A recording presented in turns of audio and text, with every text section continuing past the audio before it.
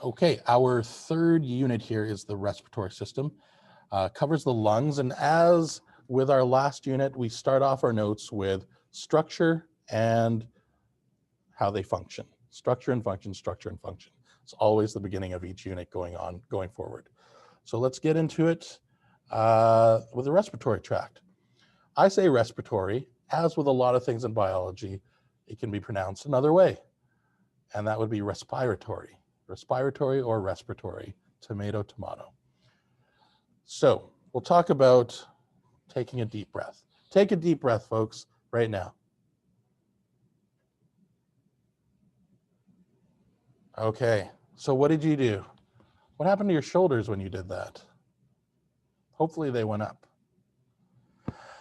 Because your lungs actually go all the way up to about your clavicle, like you're like close to your shoulder. People don't think they go that far north, I guess you could say, or that high. But there are some terms that we're going to talk about. Breathing in is called inspiration, and breathing out, it's called expiration, or inspiration and expiration.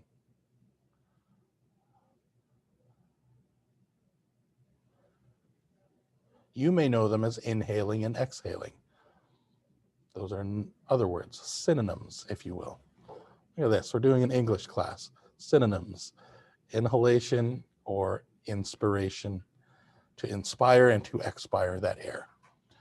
The process of both of these happening in tandem or one after the other is ventilation.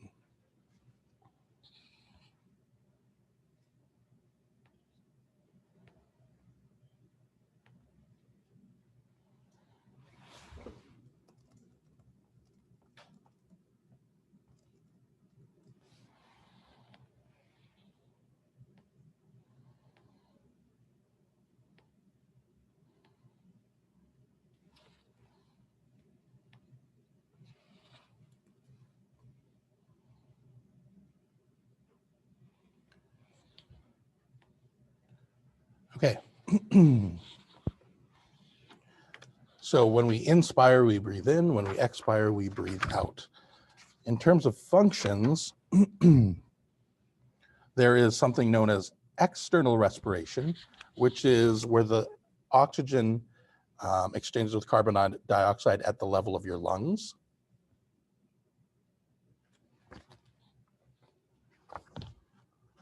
So you breathe in, there are certain structures in your lungs that will have capillaries, if you remember that, and that'll exchange the carbon dioxide out that you'll breathe out and take in the oxygen. That happens at your lung level, and that's called external respiration because it deals with the air that's in the external environment. Conversely, there's also internal respiration, and that happens as a gas exchange at your tissue level that we've talked about many, many times before. So at the capillaries all around your body, all 6,000 square meters of them, you're going to have oxygen exchanging for carbon dioxide at your cells. So there's three functions of the respiratory system. If I asked you on a test or a quiz to list them off, they would be: number one, let's get some drawing going on here. Number one would be external respiration. Number two would be internal respiration. And number three would be transport of gases.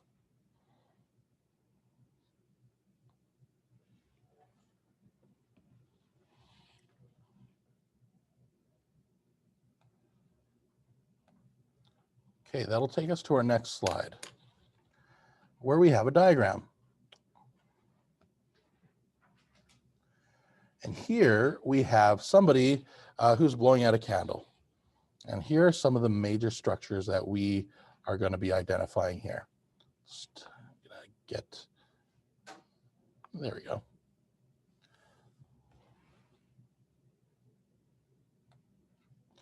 So the first thing to identify is your nasal cavity.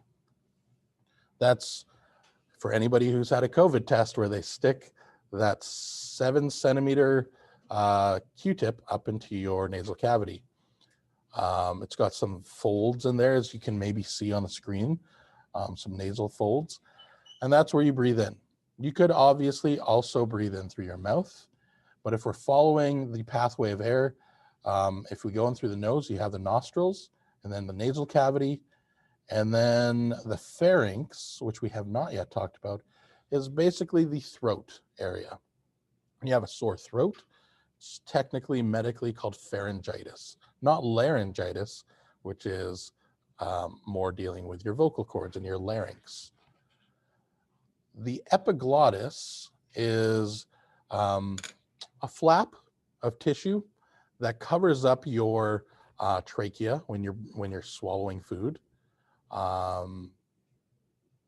so that it doesn't go into your lungs. So that's the epiglottis.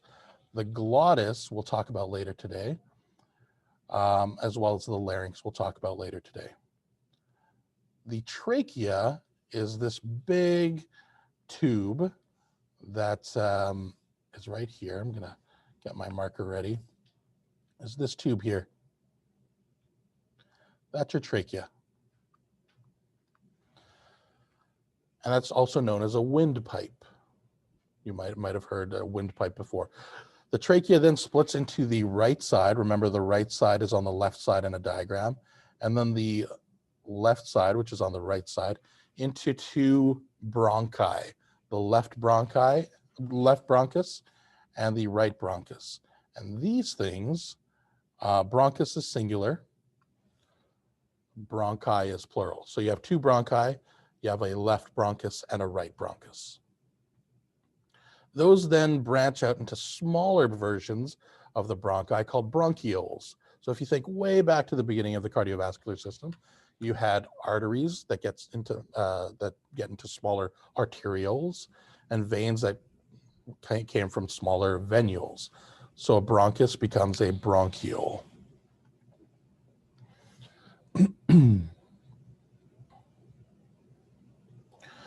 These bronchioles will then get smaller and smaller, and I'm going to direct your attention to this box in the bottom right, where the bronchioles will then get into terminal bronchioles.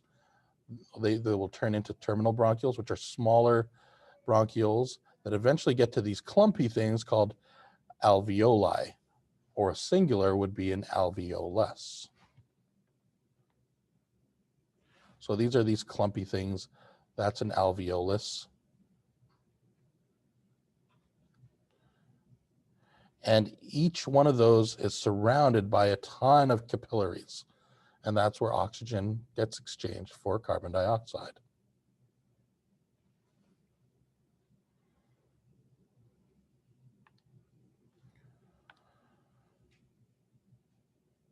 Okay, on a larger scale, on a more macroscopic scale, we've talked about our lungs. So you have a right lung, which I'm outlining right here, as well as a left lung. Now your right lung has 3 lobes. So I'm gonna try to, there we go. You have 1, 2, and 3 over here. The people here in class, I know our bulb is not super bright, so it's hard to see. So here's the first one, here's the second one, and here's the third one. Your left lung, however, only has 2 lobes, 1 and 2. Can anybody guess why you only have 2 lobes on the left side? It's because something gets in the way. Yeah, it's the heart. So as you may or may not know, your heart sits just a little bit off center to the left. It's not entirely on the left side. It's just like an inch or 2 to the left, inch and a half to the left of the midline. Lastly, there's something called the diaphragm. If any of you are involved with singing, the diaphragm is what your music teacher tells you to sing from. It's a thin layer of muscle here. That's the diaphragm. It's a thin layer of muscle that separates your lungs from your abdomen. And when you breathe in, your diaphragm goes down and pushes down to allow for more volume for your lungs to breathe in. And when you breathe out, your diaphragm pushes up. So when you breathe in, it goes down. And when you breathe out, it goes up to push and really squeeze your lungs. Any questions about that? pretty straightforward, I think.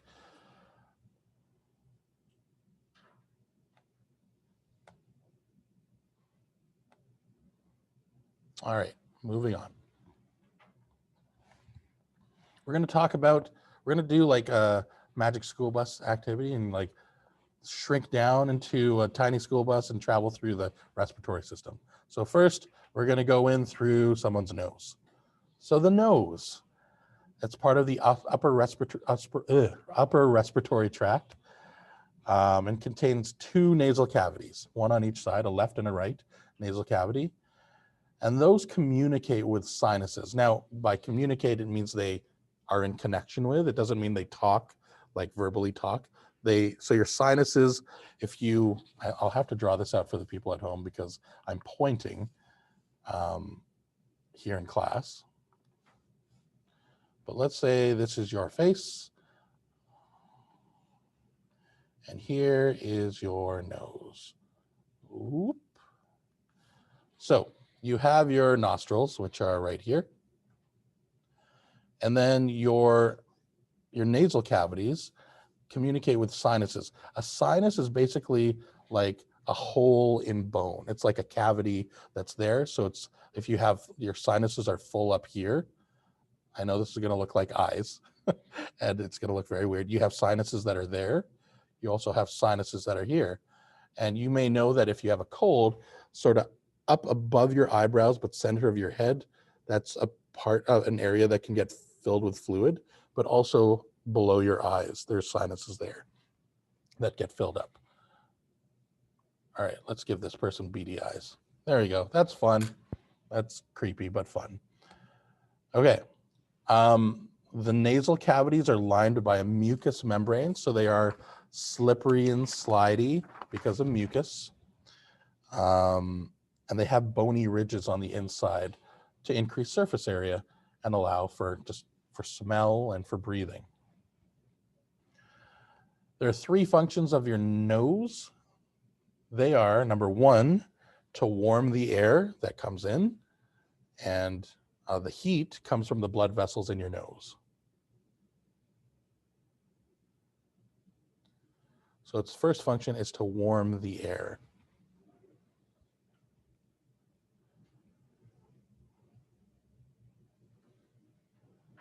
Because you don't want really like freezing, frigid air going all the way into your lungs, could cause damage.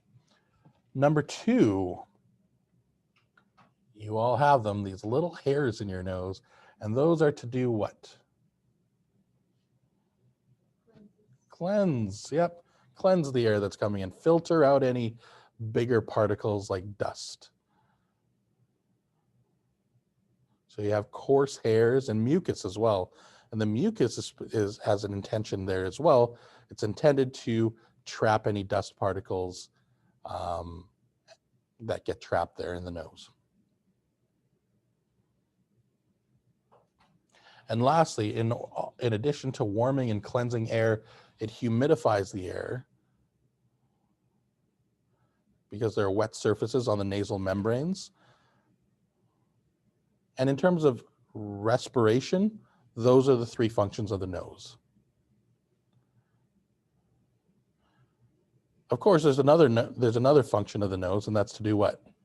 That is separate from the respiratory system. Faith? To smell, yeah. And there are things called olfactory receptors that help pick up the scent. Now, if we end up motoring through all of our content by June, I would love to do a little thing on the special senses because they're really neat, you know, sense of taste, smell, sight, touch, sound. I'd like to fit that into the curriculum, but we sometimes just don't have enough time. So olfactory receptors deal with sense of smell, if you want to make a note on that. They are on these things called cilia, little hair-like receptors that pick up smell high up in your nasal cavities.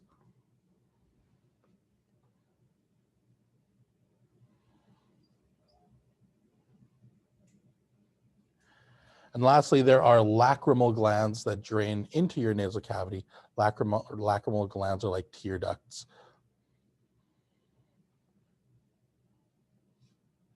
Any questions about that? All right, so we'll continue our journey. What am I trying to do here? Trying to clear my drawings. Continue our journey into the respiratory system and leave the nose and go next into the pharynx. Anybody remember what I said the pharynx is basically is? Yeah, it's the back of the throat there. So it connects your nasal passages and your oral cavities or your mouth to the larynx, which is like where your vocal cords are. There are 3 divisions of your pharynx, and they all have pharynx as a suffix. So the first one's the nasopharynx. That's the part of the throat that deals with the nose. And it's a little gross, but you know, for anybody who does this, or maybe specifically any hockey players, if you go and snort in stuff from your nose and then spit it out through your mouth, it travels past the nasopharynx. So the nasal cavities open posterior to the soft palate. Soft palate's in your mouth. If you feel, we'll do this in the digestive system, but if you poke your tongue up on the roof of your mouth, that's the hard palate. And as you go farther back, it's the soft palate. And then if you were able to go even farther back, you would go into the connection that the nasopharynx has with the nasal cavities. There's then the oropharynx, and oro comes from oral in terms of meaning mouth, where the oral cavity opens. And at the very back of the oropharynx is that dangly ball called your uvula. You probably know about that.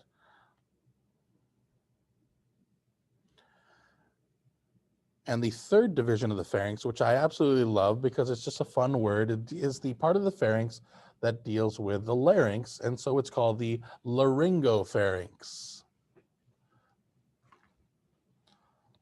The laryngopharynx basically opens up to the larynx. Some people don't say larynx like I say larynx, they say larynx, and I won't judge you based on that either. So they literally go larynx, but I like to say larynx, like the word lynx.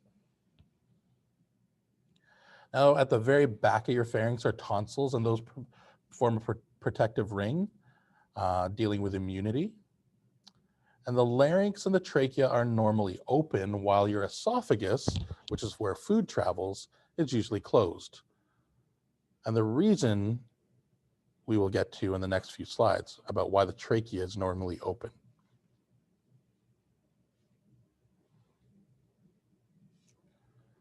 So larynx and trachea is where air travel. Esophagus is where food travels.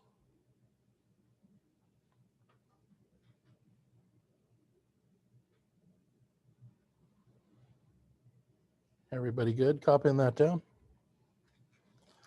We're going to go to a next diagram, which is super neat. It's basically, as anatomy people call, because anatomy people dissect things, it's called a sagittal cut. And a sagittal cut is basically right down the midline of the head, cutting into a left and a right side. So if you did that, you would get something that looks like this. So everybody finish copying down notes through that slide? Good. It would look like this. So the pathway of air we'll outline here, or I will outline here. You can point it out with your finger if you want. Let's go with yellow. So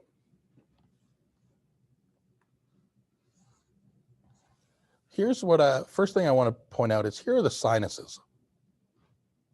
There's one there. There's another sinus here. And like I said, they're kind of like holes in bone that are supposed to be there, and sometimes they fill up with fluid. So if you get a sinus headache, that kind of relates to that portion of it. So air is being breathed in, and I'll use blue for air for some reason, even though air is clear. So we're going to breathe in past the nostril into the nasal cavity.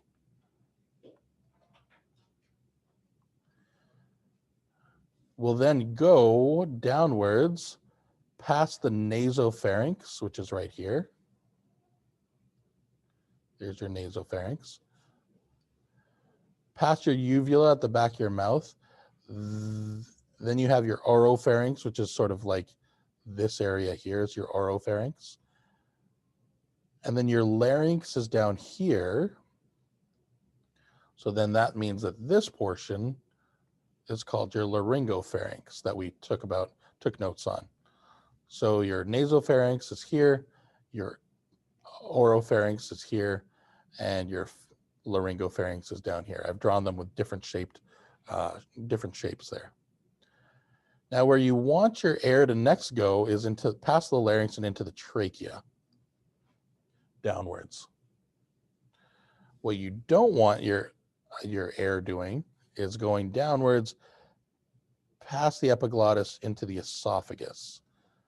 If it goes into the esophagus, that's going to go into your stomach, and then you'll get bloated because you're getting a whole bunch of air in your stomach.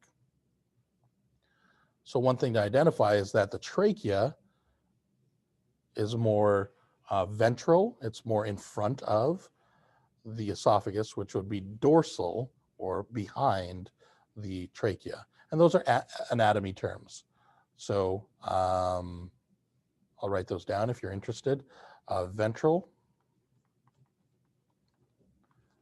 versus dorsal. Ventral means in front.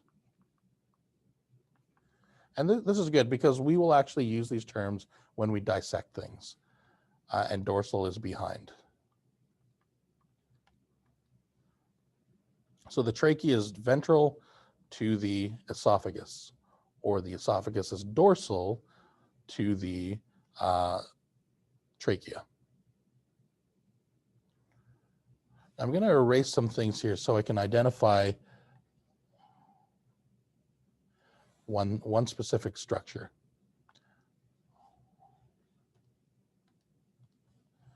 So the structure I want to identify here is your epiglottis. Remember I said that was a flap that covers up I might have incorrectly said it was your esophagus. It covers up your trachea when you're swallowing. So this esophagus just closes down there, so it closes off the trachea, so no food goes down into your trachea when you're swallowing. So then the food just goes down the pathway of the esophagus and then down into your stomach. So that is your epiglottis. Now, this thing is the tongue, which you probably have never seen what a tongue looks like if it's been cut in half.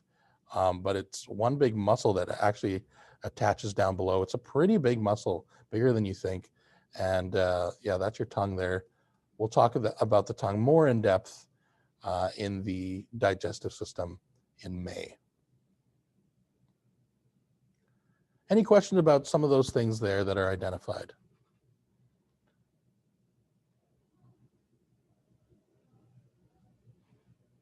Okay, so let's clear these drawings and get to our next slide,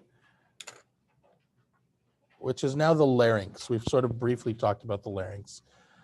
The larynx is a passageway for air between the pharynx, which is the throat, and then your trachea. So it's all in order. Sorry, folks at home, just knocked the microphone. So your larynx has vocal folds and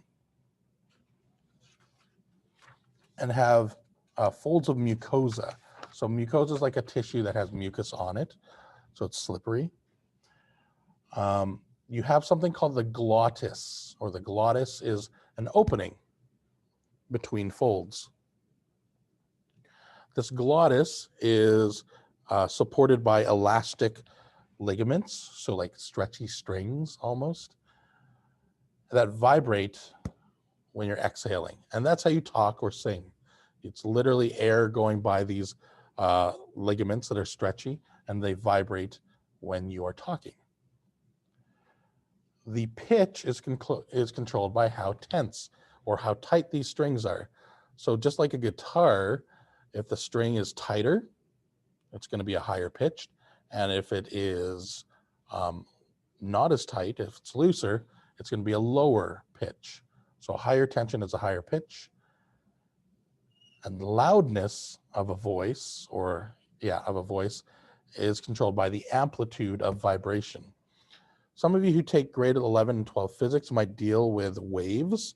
So if I drew the waves down here, yeah, I'll use green. A high pitch would be like this. And a low pitch would be like this. Now that would be fairly quiet, like this would be a really quiet high pitched voice, and this would be a really quiet low pitched voice.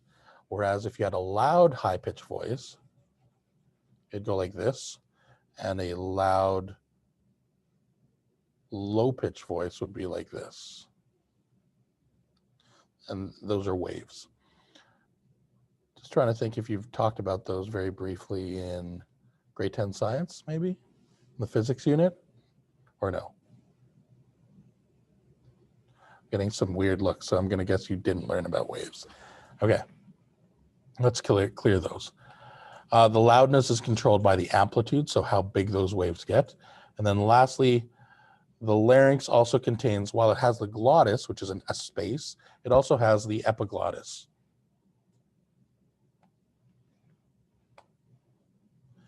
So the epiglottis prevents food from entering your trachea when you're swallowing.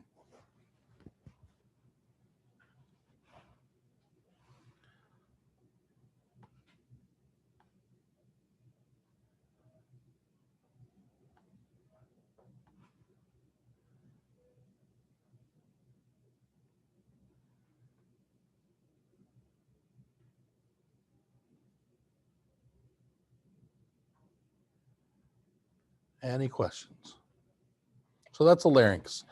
In terms of an image here, or a diagram, this is sort of a weird looking diagram that's looking specifically at your larynx. And what we're trying to identify here are your vocal cords. So I'm going to try to draw these out here. So your larynx is here. It's sort of this area. And within there are your vocal cords. And your vocal cords, if you take a look here on the right, where they're opening and closing, the glottis is specifically this space in between. That's your glottis. And when you open up and start talking more, your glottis widens out. And on each side of the glottis are your vocal cords. So they are these lines here.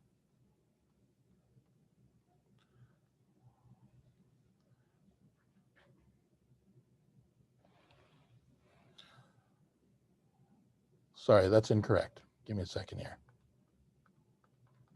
They're specifically the white or beige lines there. Those are your vocal cords. So right there and right there.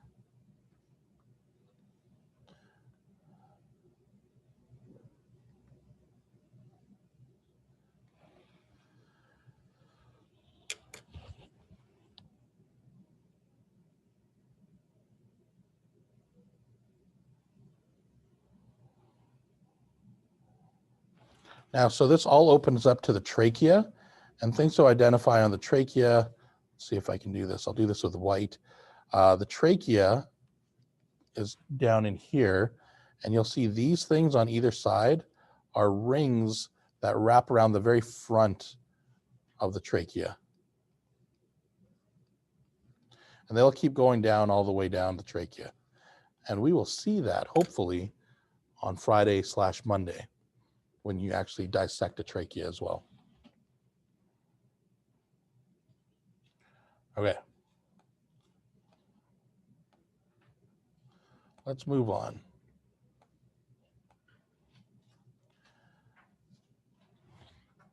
To the trachea. So this is also known as the windpipe, but its more scientific term is the trachea. And it connects the larynx with your primary bronchi. So your left and your right bronchus are your bronchi. It's supported by C-shaped cartilage rings.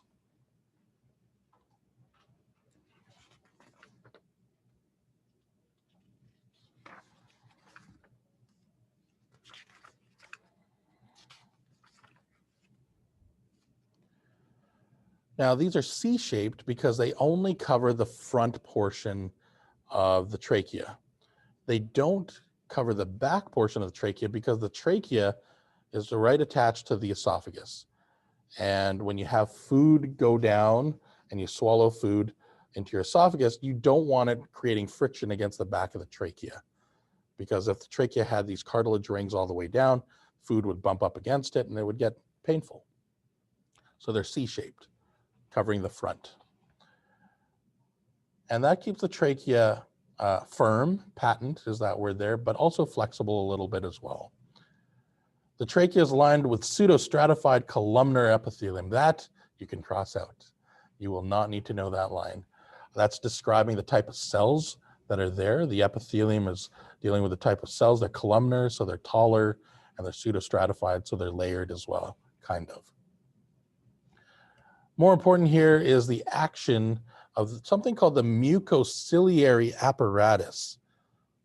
That is a long set of words. Mucociliary, that's 6 syllables, and then apparatus. Based on the name mucociliary apparatus, what do you think it's made of? 2 things. Erratic? Mucus is totally right. And the other one is cilia, which we kind of just touched on before. So mucus is on the inside lining of your trachea, and that helps trap debris.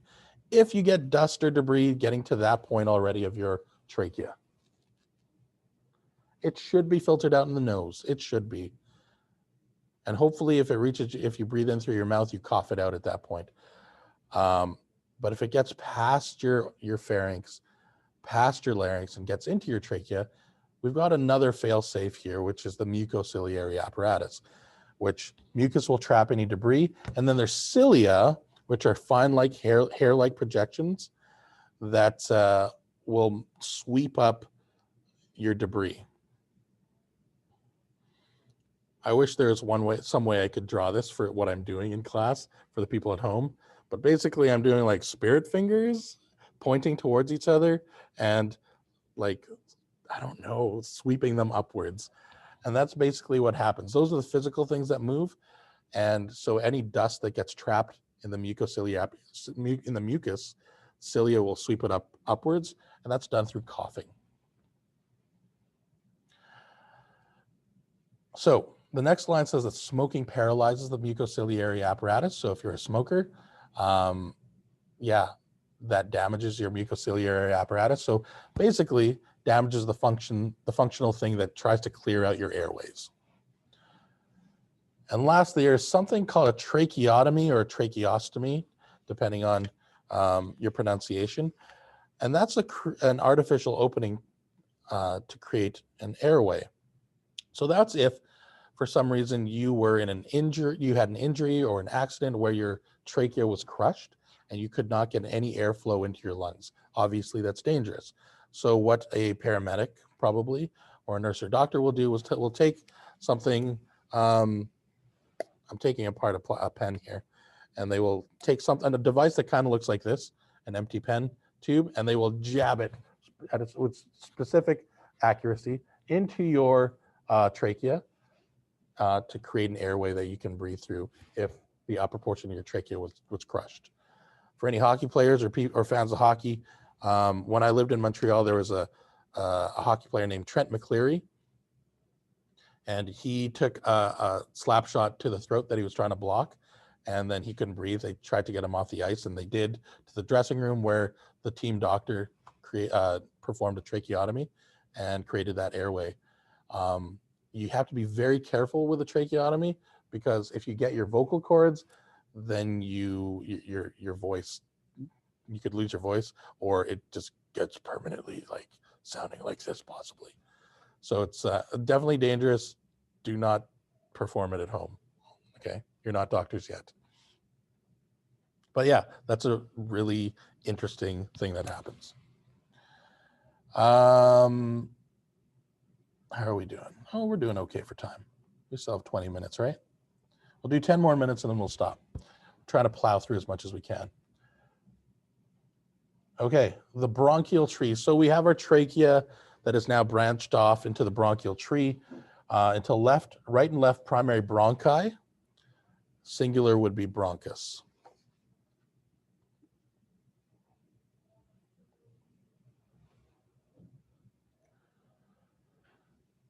So the bronchi, or each bronchus, resembles the trachea. So it's still got those cartilage rings. They actually have the cartilage rings go all the way around now. They're not just C-shaped, they're O-shaped.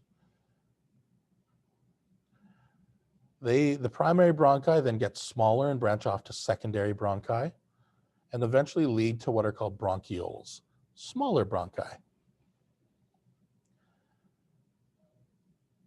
As your airways become smaller, the walls will then also become thinner.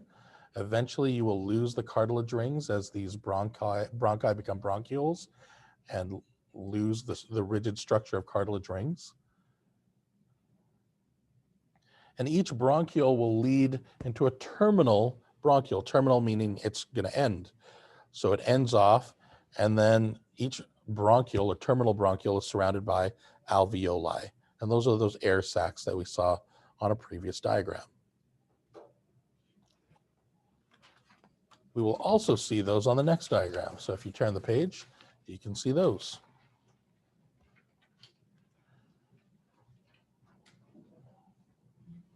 So gas exchange in the lung happens like this, and I'm going to draw on this one as well. Let's use yellow. Okay, so you have your bronchiole here up in the top left. There's your bronchiole. And air travels downwards. And you can see this bronchiole still has some rigid cartilage rings. It'll eventually reach a terminal bronchiole, which will reach into these little alveolar sacs. Each one of these is an alveolus. Plural would be alveoli. The entire clump is called a lobule. So a lobule of alveoli. Each alveolus, that's a singular, has a pulmonary arteriole. Remember, from the cardiovascular system, pulmonary arteries are the ones that are deoxygenated. So they will deliver carbon dioxide, which will exchange for oxygen in your lungs at these alveoli. And then your pulmonary venule will get bigger and become a pulmonary vein, and then end up bringing oxygenated blood to your left atrium. But you knew all that from last unit. So remember, these are the instances where arteries and veins are switched in terms of all the other arteries and veins. So these are the only arterioles that are deoxygenated, and these are the only venules that are oxygenated. And that's why, let me see here if this is correct. Yeah, your pulmonary artery is blue, and your pulmonary vein is red.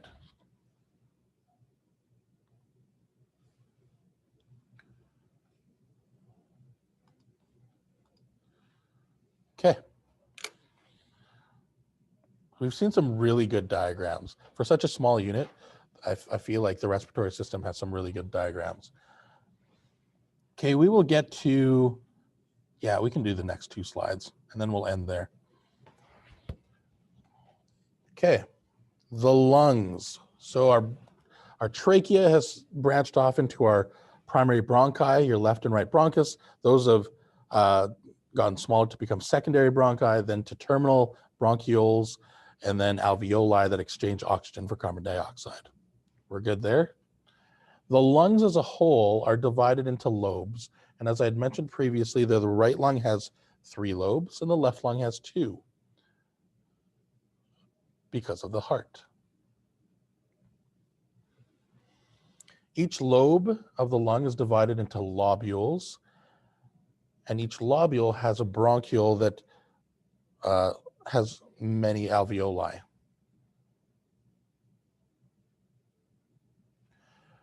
Lungs themselves are covered by a pleural membrane. It's got something called pleura, a serous pleural membrane that we'll talk about a bit later. It's got 2 layers of pleura on it. The outer layer is called the visceral pleura. It's on the outer layer of the lungs. And then on the inside layer of your thoracic cavity or your ribs is called the parietal pleura.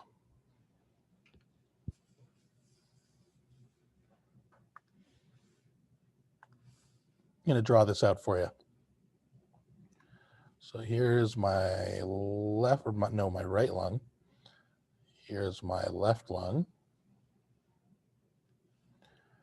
And as we know before, there are 3 lobules on the right and 2 lobules on the left. The visceral pleura, I'm going to draw here in green because I like to color code things, will be right on the outer layer of the lungs. I'm trying not to draw on the pink part. So that is your visceral pleura.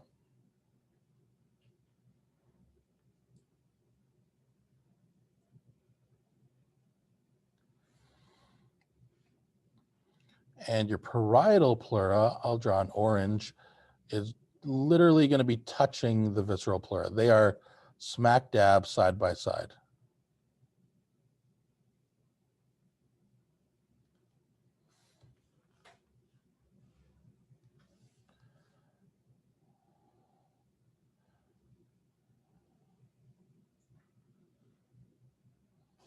Oops, I went a little wide there on the right. So they are 2 layers of membrane that keeps your lungs, try to keep them inflated. And it's specifically surface tension that holds these 2 layers together. So on the outside, attached to that orange layer will be your rib cage,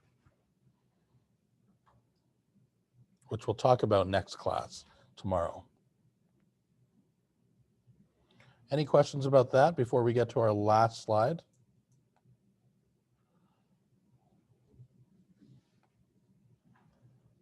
Okay. So our last slide is on the alveoli. That's plural, singular being alveolus.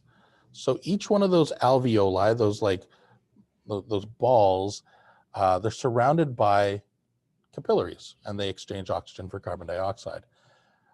Gas exchange occurs across the alveolar wall and the capillary wall. Oxygen will diffuse into your bloodstream while carbon dioxide diffuses out of your bloodstream into the alveoli. Some people say alveoli like ravioli, and I'm okay if you say that too.